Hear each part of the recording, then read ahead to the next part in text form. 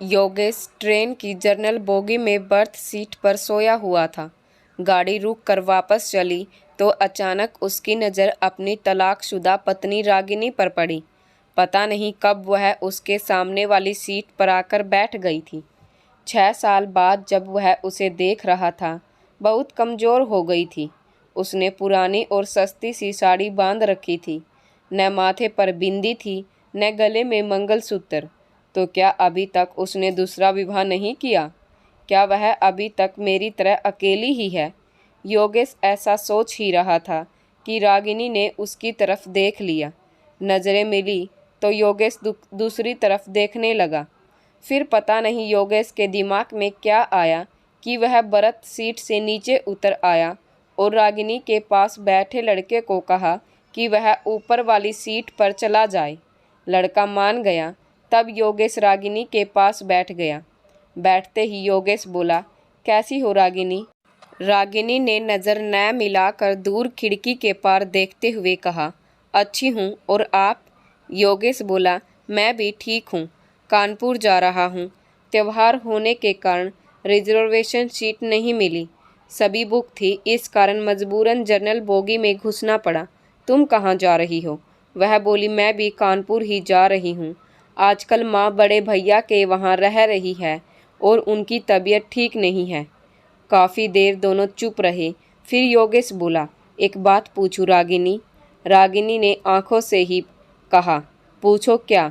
वह संकोच करते हुए बोला, अभी तक शादी क्यों नहीं की? रागिनी ने कोई जवाब नहीं दिया, मगर जब योगेश ने दोबारा नहीं पूछा तो वह बोली, आपने की क्या? योगेश ने भी बिना बोले ना में गर्दन हिला दी।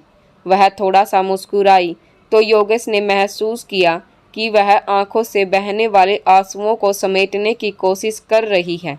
5 साल उसके साथ रहा था, जब वह आंसुओं को बहाने से रोकती है तब ऐसे ही मुस्कुराया करती थी। योगेश उस पार देखने लगा तो रागिनी ने चुपके से गीली आंखों को साफ कर लिया। थोड़ी देर के बाद वहाँ एक कुल्फ़ी वाला आ गया।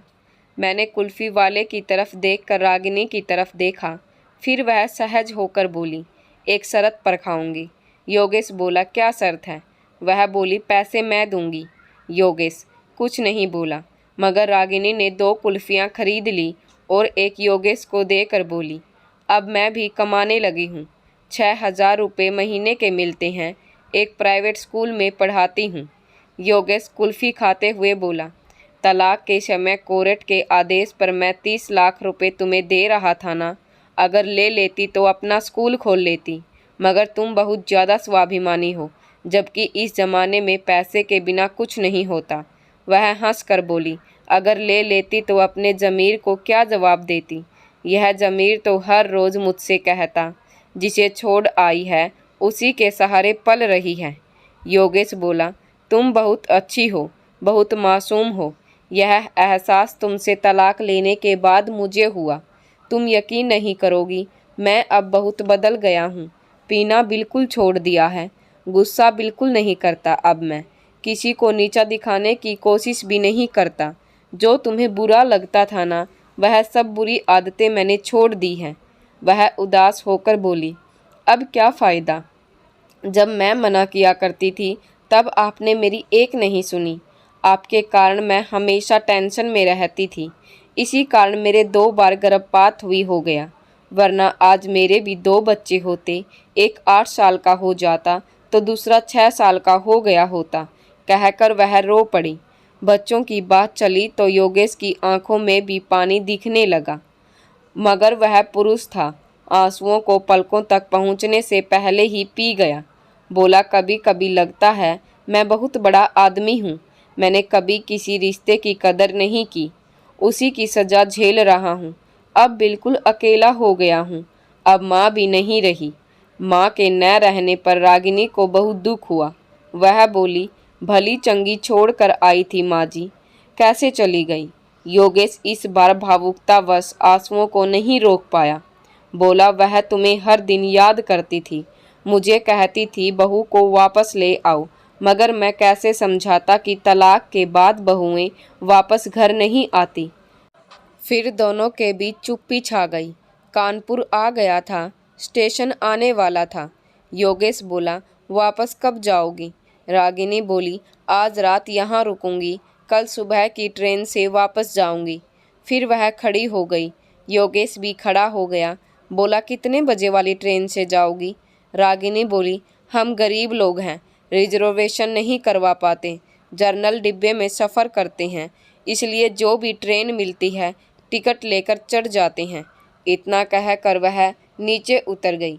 योगेश अपना सूटकेस संभालता हुआ उसके पीछे लपका और बोला, अगर रिजर्वेशन की 2 टिकट लूँगा तो मैं जानता हूँ तुम मेरे साथ नहीं चलोगी, मगर मैं तुम्हारे साथ सफ़र करना चाहता हूँ। जर्नल में चल लूँगा। बताओ कितने बजे यहाँ मिलोगी? रागिनी ऑटो में बैठे हुए बोली, 9 बजे यहाँ मिलूँगी। फिर उसके देखते देखते ऑटो आंखों से ओझल हो गया। योगेश कानपुर 2 दिन के लिए आया था, मगर रागिनी का थोड़ा सा साथ पाने के लिए उसने अपना शेड्यूल बदल लिया। उसने फुर्ती से अपना बिजनेस का काम पूरा किया और अगले दिन 8:30 बजे ही स्टेशन पर पहुंच गया। रागिनी 9 की जगह 10 बजे वहां पहुंची तो बोली, आप अभी तक यहीं पर हो? मैं सोच रही थी कि आप चले गए होंगे। वह बहुत खुश थी। बोली, माँ अब बिल्कुल ठीक है। योगेश बोला, मैं तुम्हारा भी टिकट ले आया हूँ। अब 30 रुपये के टिकट के लिए कुछ कहना मत प्लीज़। रागिनी हंसते हुए बोली, अभी ट्रेन चलने में आधा घंटा है, चलो कुल्फ़ी खाते हैं, पैसे मैं दूंगी, हिसाब बराबर हो जाएगा। इतना कहकर वह फिर मुस्कुरा दी। वह जब भी मुस्कुराती थी योगेश की नज़र उसके चेहरे पर ठहर जाती थी। मुस्कान के साथ गालों पर पड़ने वाले डिम्पल पर फिदा होकर तो उसने रागिनी से शादी की थी। फिर दोनों ने कुल्फ़ी खाई।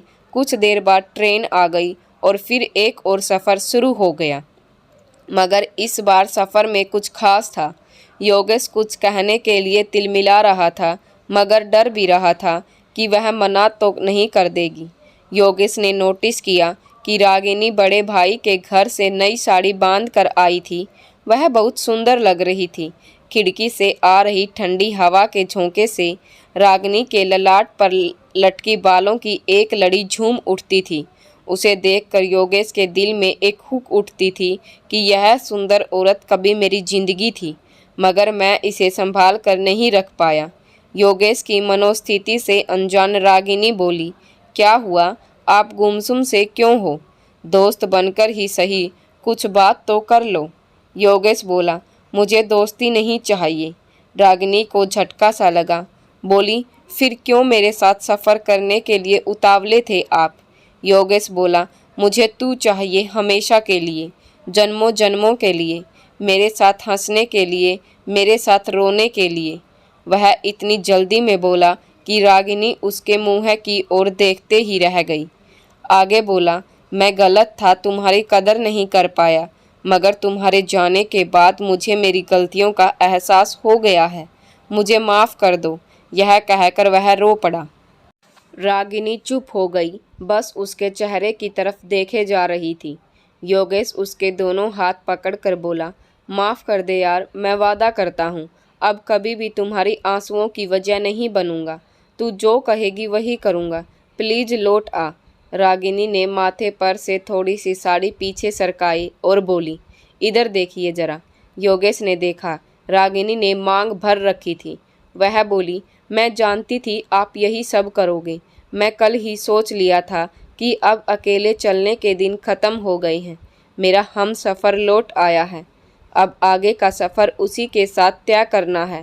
थक गई हूँ मैं भी अकेले चलते चलते। वह मुस्कुराने लगी। कुछ देर बाद रागिनी का गांव आ गया। गाड़ी कुछ पल रुकी, फिर चल पड़ी। रागिनी को अब वहाँ उतरना ही नहीं था। रागिनी ने एक नए पड़ाव में आ गई थी। एक नया सफ़र फिर से शुरू हो गया था। अब उसकी मंजिल मायका नहीं, पिया का घर था, जो वर्षों से उसके लौटने का इंतजार कर रहा था। वह अब भी पति के कंधे पर सर रखे हुए थी, आंखें बंद करके मंद मंद मुस्कुरा रही थी, एक मासूम बच्चे की तरह। तो कैसी लगी आपको हमारी आज की कहानी, कमेंट करके ज़रूर बताएं। और वीडियो अच्छी लगे तो वीडियो को लाइक करें और चैनल को सब्सक्राइब करें। धन्यवाद।